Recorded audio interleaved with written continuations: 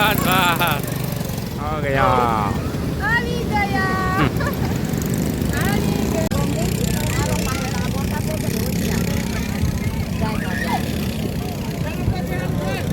आयु जो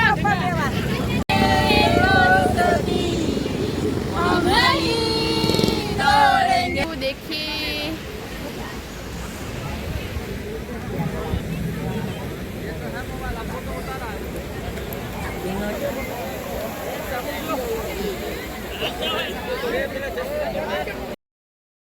hello everyone, કેમ છો બધા? આઈ હોપ કે મજામાં જ હશો.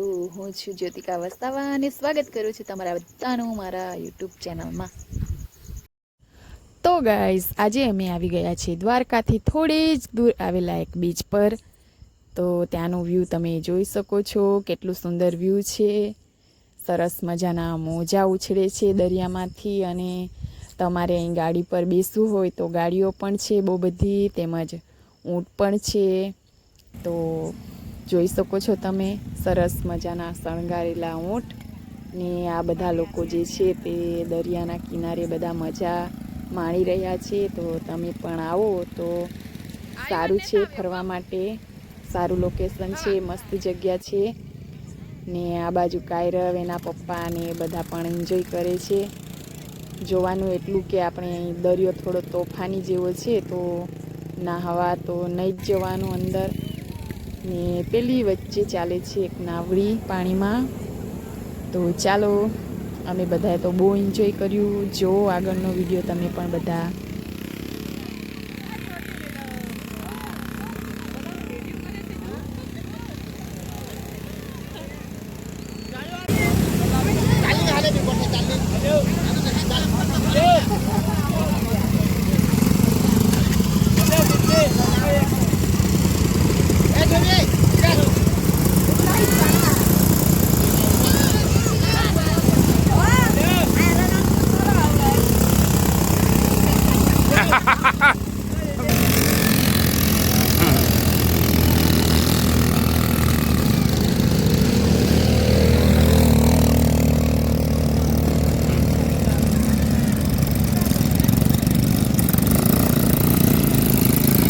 बस बस बस हो गया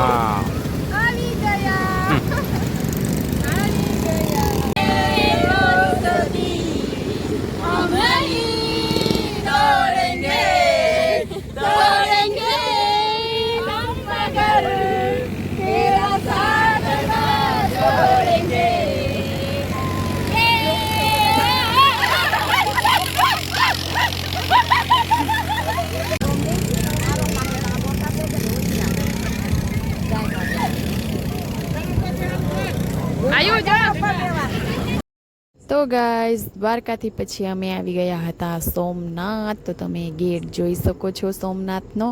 ત્યાર પછી આવી ગયા સોમનાથ બીચ પર, કેમ કે ગાઈઝ અંદર મંદિરમાં મોબાઈલ લઈ જવાનું અલાઉડ નથી, લોકરમાં મુકાવી દે છે. તો અહીં પણ હું મંદિરનું ને એવું બધું વિડીયો શૂટ નથી કરી શકી. તો તમારે અહીં પણ દરિયો જ જોવો પડશે. તો ચાલો, અહીંનો દરિયો પણ જોઈ લો.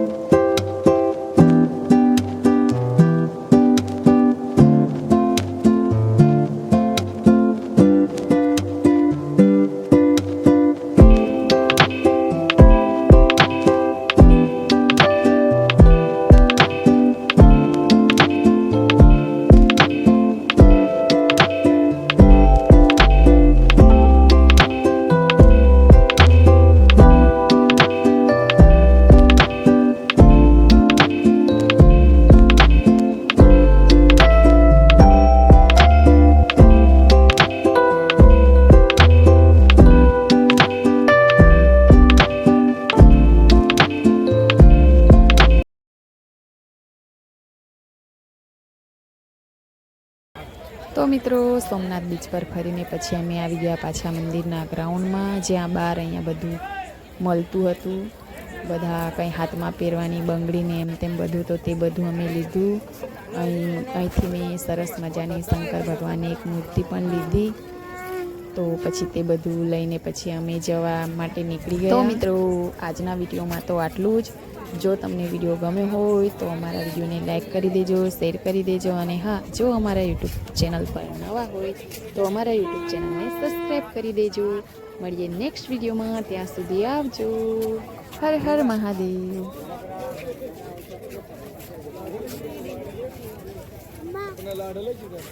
હા, સ્કેનર ચાલશે. લાવો સ્કેનર.